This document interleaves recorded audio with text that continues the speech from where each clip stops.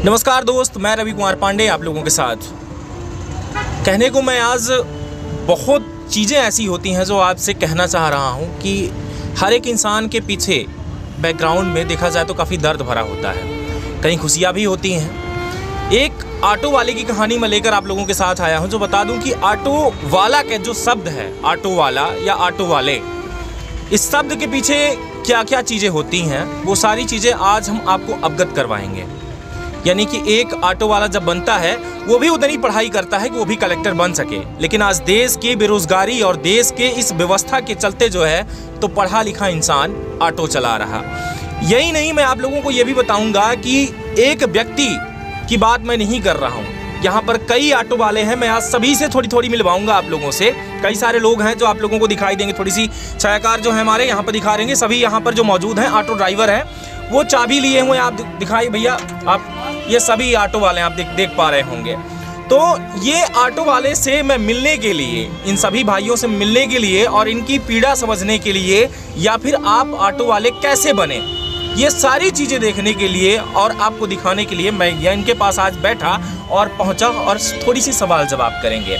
तो हमारे साथ एक भाई हैं, ये खुद अपना इंट्रो देंगे, अपना नाम बताएंगे और पूरा इतिहास इनसे जानते हैं कि आखिर में आप एक ऑटो वाले बने तो बने कैसे। तो पहले तो हमारे इस चैनल पर आपका हार्दिक स्वागत है। बहुत बहुत धन्यवाद भाई। आप कभी छोटा ना समझिएगा, क्योंकि कोई भी कार्य कहते हैं ना कि छोटा नहीं होता। जी जी। तो नाम बताएं आप दर्शकों को अपना। मेरा नाम विष्णु कुमार पांडे है। कहाँ से हैं आप? मेरा गांव बंजारी में भी है और एक पापा मम्मी जहाँ रहते हैं तो बरम बाबा के पास छोटा सा गाँव है छिवलाहा। ये आपने ऑटो कब खरीदा? ऑटो हमारी 2015 में आई। हाँ। और इससे पहले मैं छोटी सी एक पान की गोमटी चलाता था। अच्छा, आप चलाते हैं? जी। और लगातार पढ़ाई भी चल रही थी तो जेब खर्च भी नहीं निकल पा रहा था और पढ़ाई के लिए भी पैसे नहीं मिल पा रहे थे, क्योंकि घर की थोड़ा आर्थिक स्थिति सही नहीं है। पिताजी क्या करते हैं आपके? पिताजी हमारे हो गया पूर्वजों का दिया हुआ जो भी जजमानी सिस्टम चलता है तो वही पंडिताई का कार्य करते हैं। जी जी। और जिस कारण से घर का गुजारा भी सही से नहीं चल पा रहा था। पंडिताई में भी आजकल सबको पता है कितना क्या होता है, तो इस कारण से हमने सोचा कि चलो पढ़ाई भी चलती रहेगी और इसके साथ साथ उसमें पढ़ाई में फीस तो हम भले सरकारी कॉलेज में जा रहे हैं, फिर भी हमको पढ़ाई के लिए फीस चाहिए, कॉपी किताब के लिए पैसे चाहिए और आवागमन परिवहन के लिए भी पैसे चाहिए। 2015 की बात कर रहे हैं आप। 2015 में आप किस क्लास में थे? 2015 में मैं BA सेकेंड ईयर में था। SGS कॉलेज से मैं BA सेकेंड ईयर किया हूँ। BA सेकेंड ईयर में था तभी मैंने ऑटो लिया। तो जब ये आपने ऑटो लिया तो इसके लिए परिस्थिति कैसे बनी आपकी कि ऑटो चलाएंगे, और कोई बिजनेस आपने क्यों नहीं सोचा, या फिर जब आप पढ़ाई कर रहे थे तो आपका कोई और टारगेट क्या था या नहीं था, वो बताएं आप। सर, और टारगेट आजकल क्या है कि अगर आप कोचिंग नहीं कर रहे हैं, अगर घर से पढ़ाई कर रहे हैं तो इतने में नहीं हो पाता है कि हम किसी रोज़गार के लिए आप फॉर्म अप्लाई करो, उसके लिए पैसे चाहिए। फॉर्म अप्लाई के बाद हम लगातार कोचिंग करेंगे, उसके लिए पैसे चाहिए। मैं थोड़ी सी दिखाऊंगा, एक बस आई है, आप बाहर से दिखाइए कि किस तरीके से एक बस के पीछे कितने ऑटो जा रहे हैं, इनकी क्या मजबूरी होती है। बिल्कुल सारी चीज़ें हम आपको अवगत करवा रहे हैं। दिखाइएगा, देख पा रहे होंगे कि एक बस के पीछे कई सारे ऑटो दौड़ रहे हैं सिर्फ रोजी और रोटी के लिए, क्योंकि उनकी मजबूरी बनी हुई है, ना कि कोई उनका शौक है कि हमारा शौक पड़ा हुआ है कि मैं ऑटो चलाऊंगा। क्योंकि यहाँ पर ऑटो वालों से किस तरीके से लोग बात करते हैं वो भी हम आपको अवगत कराएंगे। फिर से इधर आइए आप। तो जो चीज़ें थी, आपने दूसरा बिजनेस क्यों नहीं सोचा, मैं ये पूछ रहा था। सर, दूसरा बिजनेस सोचने उसके लिए हमको पैसे चाहिए। बड़ा बिजनेस अगर कुछ करना है तो उसके लिए पैसे चाहिए, और हमें इसके लिए पैसे ऑटो के लिए पहले दूसरे का ऑटो चलाए, फिर धीरे धीरे चलाते चलाते ये लगा कि उसमें कुछ हो नहीं पा रहा है। मतलब आपने दूसरे का भी ऑटो चलाया? बिल्कुल। कितने महीनों तक? लगभग 6 से 7 महीने मैंने दूसरे का ऑटो चलाया। उससे जो भी पैसे मेरे पास आते उसको कुछ अपने पढ़ाई में भी लगाते हैं, कुछ अपना जेब खर्च भी है। हालांकि वैसे फालतू खर्च नहीं है, लेकिन कुछ खर्च तो जेब खाना पीना, अगर मार्केट में घूम रहे हैं तो 10-25 वो तो आम बात है। तो उसके साथ साथ मैंने कुछ पैसे जमा किए, फिर गांव वाले से अगल बगल थोड़ा उधार करके 30-40 हज़ार जमा करके मैंने ऑटो निकाला, उसकी किस्त भरी और पढ़ाई साथ में चलती रही। मैंने BA किया, फिर MA किया, इसमें PGDCA किया। अभी B.Ed मेरा SGS कॉलेज से कंप्लीट हुआ है। ये एड्रेस SGS कॉलेज का ही है। इसके साथ साथ मैंने कई वैकेंसी में फॉर्म भी अप्लाई किया, एग्ज़ाम दिए।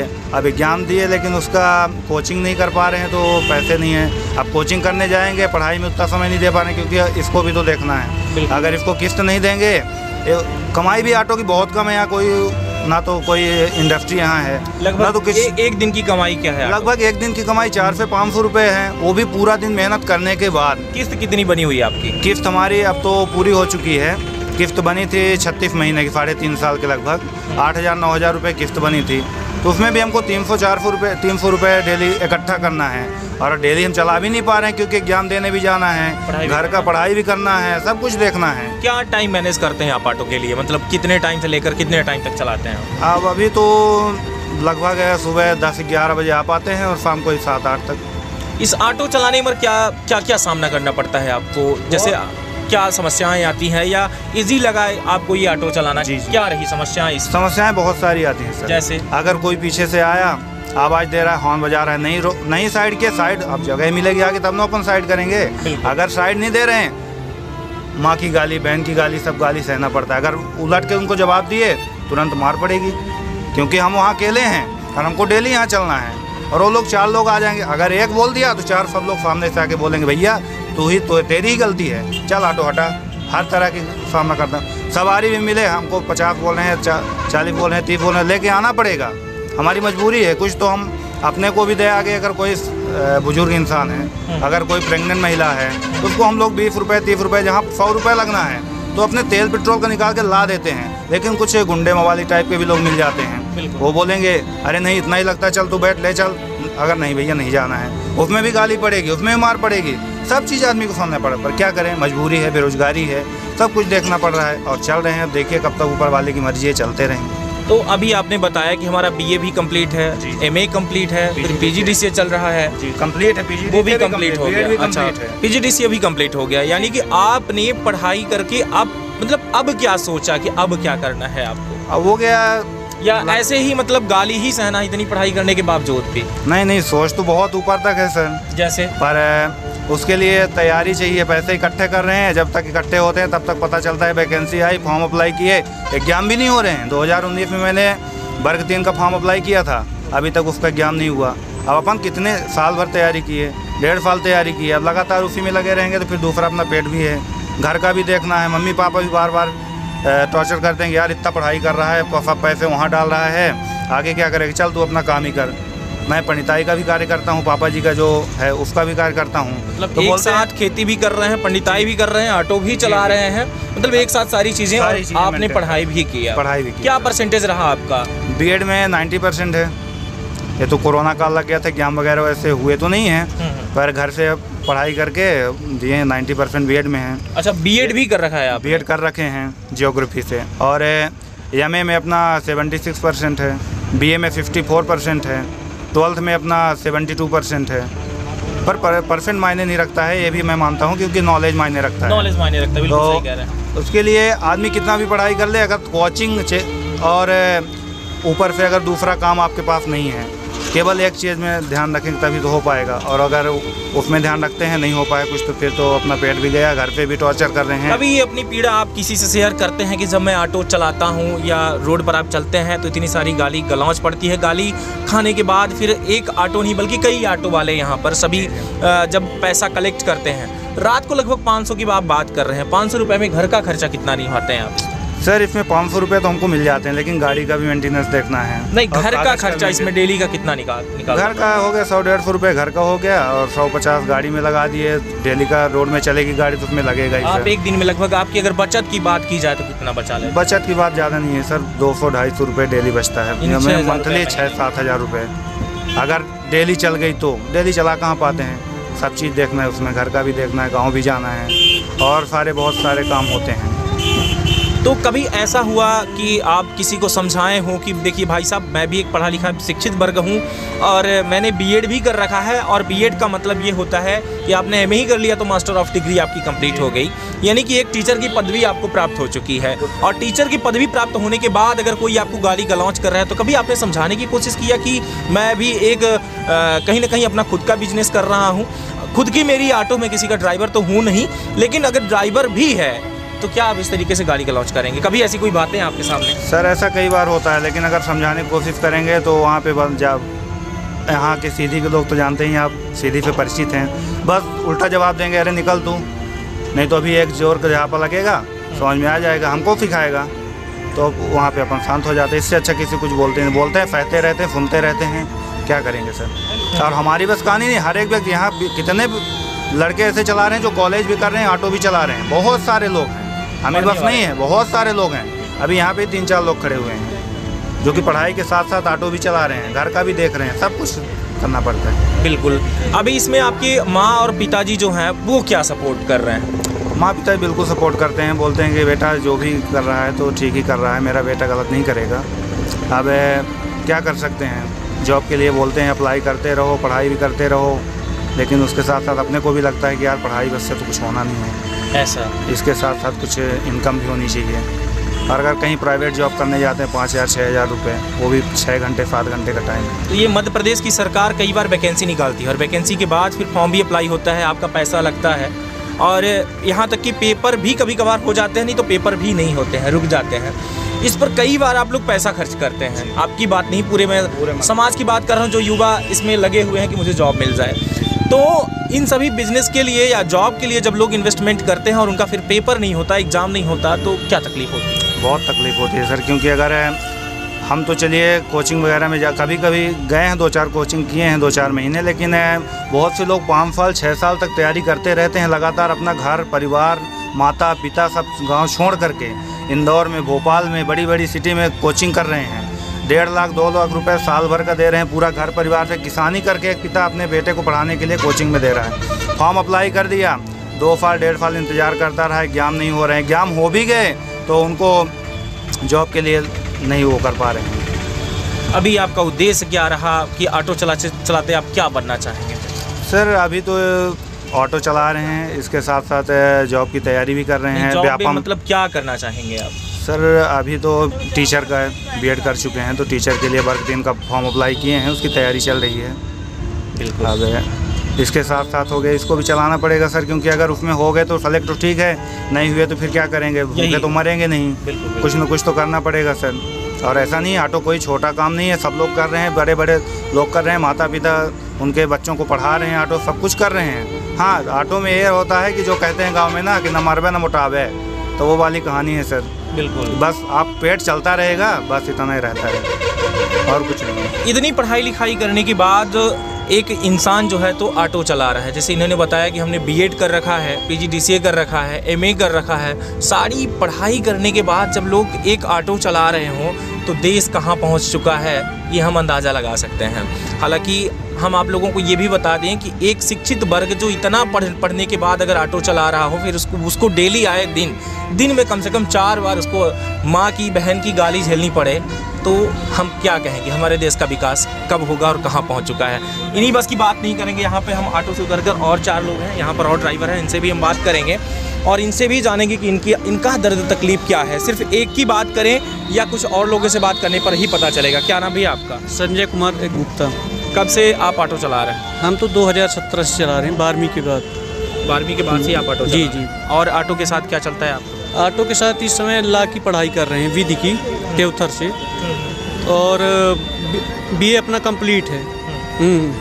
और एग्ज़ाम की तैयारी भी आदमी कर रहा है। जैसे अभी एसएससी जीडी में मैंने पेपर दिया था, 24 तारीख को आंसर शीट आई, तो उसमें मैंने मिलाया, तो क्या है कि टाइम मैनेजमेंट नहीं हो पाता आदमी का, काम भी करता है और प्लस ऊपर से ये भी ऑटो भी चलाना रहता है। आर्थिक स्थिति कमज़ोर है, इस कारण से आदमी को कार्य करना पड़ता है। आपके पिताजी क्या करते हैं? पिताजी मेरे पहले ठेले का काम करते थे। अच्छा, ठेला लगाते थे, ये फल फ्रूट वगैरह का।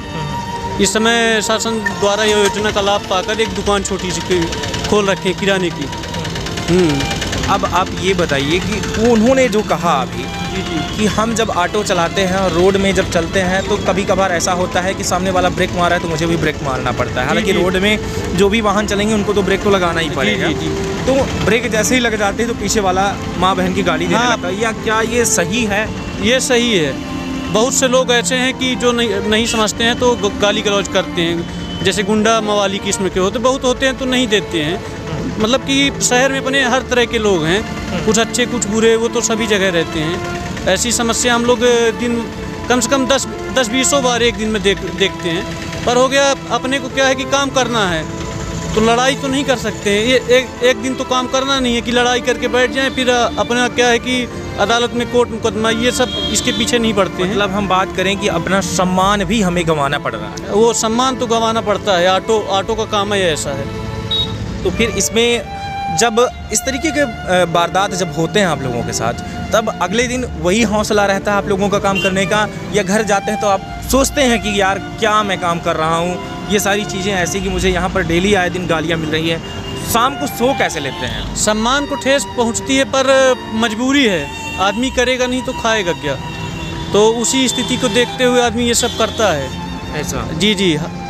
तो ये बताइए कि आप डेली कितना कमा लेते हैं ऑटो से? डेली का वही, मैं तो ज़्यादा नहीं कमा पाता, इसलिए कि सुबह 10 बजे आता हूँ, 6 बजे खड़ी कर देता हूँ, तो मैं 300-400 रुपये मिनिमम कमाता हूँ। उसमें से मान लीजिए 200 रुपये रोज़ का बचत रहता है, बाकी गाड़ी का खर्च रहता है, कागज़ मेंटेनेंस और गाड़ी का मेंटेनेंस प्लस 10-20 अपना खर्च, तो ये समस्या आती है। तो मैं बाकी टाइम तैयारी भी करता हूँ जो अपने से हो पाता है। बस जी जी, जो यहाँ पर इतना पाउडर फेंक रही देख रहे हैं, ये सीधी है, स्मार्ट सिटी है, गजब की रोड है कि जैसे ही आ जाती है यहाँ पर धुंध मच जाता है। गाड़ियों से उतर रहे सवारी, आप दिखाएं उधर कि गाड़ियों से उतर रहे हैं सवारी, और सवारी के लिए अब ऑटो की बात करें तो आप दाएं बाएं हर तरफ थोड़ी ऑटो दिखाइएगा कि किस तरीके से ये ऑटो लग जाते हैं। इतना ही नहीं बल्कि लाइन बाई लाइन हाँ मार रहा है कि भाई एक सवारी मुझे मिल जाए, एक सवारी मुझे मिल जाए, इस तरीके की वारदात बन जाते हैं यहाँ पर। इतना पढ़ने लिखने के बाद जब इस तरीके की जब कहानी देखने को मिलती है और ये लगता है कि कोई इस तरीके से गाली गलौज कर रहा है, जहाँ देखने को मिल रहा है इस तरीके से ये कहानी कि एक ऑटो वाले की भी माँ और बहन है। आप जब रोड पर ये दौड़ते हैं, और ये दौड़ते ही नहीं बल्कि कई सारी ज़िंदगियाँ भी बचाते हैं। ज़िंदगियाँ की हम बात इस तरीके से करेंगे कि एक अगर ऑटो वाला ना हो तो रोड पर जो एक्सीडेंट हो जाते हैं, कुछ ऐसे वारदात हो जाते हैं जिनको आप सही टाइम पर ना पहुंचाओ तो उनको रोज़गार नहीं मिलता। मैं बस की बात नहीं कर रहा, क्योंकि बस को भी एक ऑटो चाहिए, लोग पैदल नहीं जा सकते। जैसे बता दूं कि आपको कि अगर कोई रीवा रेलवे स्टेशन की मैं बात करूं, बस स्टैंड पर जब गाड़ियां रुकती हैं तो वहां पर ऑटो वाले उनको सही टाइम पर ले जाके और रेलवे स्टेशन पर छोड़ते हैं, और रेलवे स्टेशन पर जब वो पहुंचते हैं तो वहां से अपने एग्ज़ाम देने के लिए हर व्यक्ति पहुंचता है। इनकी हम बात करें और इन्हीं की नहीं हर एक ऑटो वाले की, तो ये हर व्यक्ति को समझते हैं, और अगर कह देता है कोई भाई साहब थोड़ी फास्ट चलिए तो क्या करते हैं आप बताएं? अगर इमरजेंसी है तो फास्ट चल देते हैं, वैसे समझते हैं ना उसके दर्द को। समस्या जब रहती है तब वैसे कहते हैं कि स्पीड कंट्रोल करके चलेंगे, क्या है कि दुर्घटना से देर बनी। नहीं, मेरा कहने का मतलब ये है कि कोई अगर इमरजेंसी हो तो फिर तेज चलते हैं जितना हो सकता है। अपनी ऑटो 60 की रफ्तार, हाँ, पहुंचाने की सही टाइम 60 की रफ्तार से ऊपर अपनी गाड़ी नहीं चलती, उससे ऊपर तो भागेगी नहीं। तो जितना दम ऑटो में रहता है उतना दम लगा के कोशिश करते हैं, कोशिश करते हैं पहुँचाने। इनके पहुंचाने से आपकी लाइफ सेटल होती है, आप बहुत कुछ कर पाते हैं, बहुत कुछ बन पाते हैं। वहीं जब कोई एक बार फिर से गाड़ी पर, यानी कि बात करें हम पुलिस हो, एसपी हो, कलेक्टर हो, या कोई भी जब 4 व्हीलर से चलता है और सामने ऑटो वाला अगर मिल जाता है तो क्या गालियों से स्वागत होती है। वो यही कहेंगे साला बीच में ब्रेक मार दिया। क्या उसकी मजबूरी आप समझ सकते हैं कि वो क्यों ब्रेक मार रहा है। हालांकि कहीं ना कहीं गलती इनकी भी होती है कि रोड में जब ये चलते हैं तो मैंने कई बार देखा है कि सवारी जो है देख करके एक ब्रेक मारना बीच रोड पर भी गलत है। ऐसा होता है कि नहीं? ऐसा होता है, ये बात भी आपकी सही है, पर कुछ लोग ऐसे हैं कि जो ऐसा काम करते हैं। बाकी हम जब लगाते हैं गाड़ी तो कोई भी हाथ देता है तो साइड करके लगाते हैं, पर इतनी बेरोजगारी है कि इतनी ऑटो वाले हैं कि सामने वाला ये सोचता कि अगर हम ब्रेक ना मारेंगे यहाँ पे आगे जाके लगाएंगे तो हमको सवारी नहीं मिल पाएगी। तो आपको डर नहीं होता कि आपके पीछे जो गाड़ी लगी हुई है वो कहीं ठोक ना दे आपको? वो भी रहता है। क्या है कि आगे पीछे आदमी देख के ब्रेक मारता है, पर हम तो ऐसा नहीं करते, हम किनारे लगा के सवारी लेते हैं। क्या है कि हम आज 5 साल हो गए गाड़ी चलाते, तो अपने को अनुभव है। आप सरकार से कितना खुश हैं फिलहाल? अभी सरकार से हम ना खुश हैं, एमपी सरकार से तो खास कर ना खुश है। वैकेंसी इनका कहना यह है कि रोज़गार हमसे मत मांगो, बाकी जो चाहिए तो लो, वो भी नहीं देती। हम जनरल कैटेगरी से बिलोंग करते हैं, गुप्ता हैं, तो हम लोग को कोई सुविधा नहीं मिल पाती है। ये पढ़ना भी हुआ तो अपना पैसा लगाओ, मतलब कोई भी सुविधा नहीं मिल पाती। और ये जैसे जातिगत आरक्षण EWS 2019 में आया है 101वां संविधान संशोधन के तहत, तो इसमें ये है कि जो लड़का मतलब कमज़ोर है आर्थिक रूप से उनको आरक्षण दिया जाएगा। पर क्या है कि ऐसा नहीं है, ये सरकार ये कहती है कि आपका मतलब कि कहीं भी आप हो तो उसका आपका रजिस्ट्री पट्टा होना चाहिए, तब आपका EWS का वो बनेगा आरक्षण का कार्ड, नहीं तो नहीं बनेगा। चांस ही नहीं, चांस ही नहीं है। तो ये देखिए सरकार जो भी नियम देती है तो ये सिर्फ उच्च वर्ग के लोगों के लिए है, निम्न वर्ग के लोगों के लिए नहीं है। जी बिल्कुल। मैं इनसे जो बात करने आया था वो बात हमारी ये थी कि ये ऑटो वाले हैं और हम एक आम इंसान हैं। जब हम इनके पास पहुंचते हैं और जब मुझे कहीं जाना होता है तो सहारा हमें इन्हीं का लेना होता है, और उस टाइम पर जब सहारा लेना होता है और हम ये कह दें कि भाई साहब थोड़ी सी फास्ट चलना नहीं तो मेरी बस छूट जाएगी, तब ये उस मेहनत को समझते हैं कि मुझे थोड़ी सी अगर मेहनत करूंगा तो ये सही टाइम पर पहुंच जाएंगे, इनकी बस नहीं छूटेगी, नहीं तो मेरे किराया लेने का क्या मतलब। सही कह रहा हूं मैं? जी जी जी। और इसके साथ साथ ये भी होता है कि अगर बीच रोड पे चल रहे हैं, अगर कोई, मैंने बताया पहले ही आपको कि अगर ब्रेक लगा दे तो सामने वाला गालियों की बौछार कर देता है, इतना ही बल्कि मारपीट भी शुरू हो जाती है। ये इनका कहना नहीं बल्कि मैं खुद देख चुका हूँ। वहीं पर दूसरी बात मैं एक और आपसे कहना चाहूँगा कि माँ बहन हमारी भी है, आपकी भी है। क्यों, आपकी है कि नहीं? बिल्कुल बिल्कुल। जब सबकी है तो कम से कम तमीज से पेश आएँ, क्योंकि ये अब वो नहीं है जो कि 5वीं और 8वीं या फिर बोल रहे थे कि आप अनपढ़ गवार है इसलिए ऑटो चला रहा है। याद रखिएगा कि जब आप गाली देते हैं उससे ज़्यादा शिक्षित आपके सामने ऑटो वाला है। क्यों? बिल्कुल याद रखिएगा इस बात को जो मैं कह रहा हूँ कि एक बार गाली देने से पहले ये सोचिएगा कि आपको अंग्रेजी न आएगी, आपकी डिग्री डिप्लोमा रखी की रखी रह जाएगी, लेकिन यहाँ पर बीएड करके बैठा हुआ बंदा ऑटो चला रहा है, तो आप अंदाज़ा लगा सकते हैं कि इसकी कितनी कीमत आपको कदर करनी चाहिए। सारी चीज़ें मैं सिर्फ यही मुद्दे को लेकर के आया था कि ऑटो वालों का भी कोई ना कोई एक कहानी होता है, कोई मजबूरी होती है। इतना पढ़ा लिखा व्यक्ति अगर ऑटो चला रहा है तो आपकी भी कहीं ना कहीं मदद कर रहा है। कोई अगर कंडीशन बन जाती है, जैसे आपने खुद बताया कि अगर मैं 10 रुपये अगर ले रहा हूँ तो कहीं अगर ऐसा होता कि 50 लेना हो तो वहाँ पे भी 10 लेते हैं, मजबूरी समझते हैं किसी की। और कभी कभी ऐसा होता कि कोई अगर वृद्ध इंसान मिल जाता है तो इंसान उसे मुफ्त में भी छोड़ता है कि चलो मैं मंजिल तक पहुँचा देता हूँ, उसकी कंडीशन को देख करके ये काम करते हैं। तो आप ये अंदाज़ा लगाइएगा कि इनका भी सम्मान करें, और काम कभी कोई भी छोटा या बड़ा नहीं होता। ये मैं नहीं, बड़े बड़े महापुरुष कहते चले आए हैं, और आज मैं भी कह रहा हूँ कि कार्य कोई छोटा या बड़ा नहीं होता। तो हम सबका सम्मान करें आप, ना कि कोई एसपी या कलेक्टर या दरोगा की बात नहीं कर रहा मैं, सभी का सम्मान करें, वो चाहे कोई भी व्यक्ति हो। धन्यवाद। ऐसे ही बने रहें खास खबरों के साथ तरंग 24 न्यूज़ पर। मैं रवि कुमार पांडे, कैमरामैन राकेश वर्मा के साथ। नमस्कार, जय हिंद।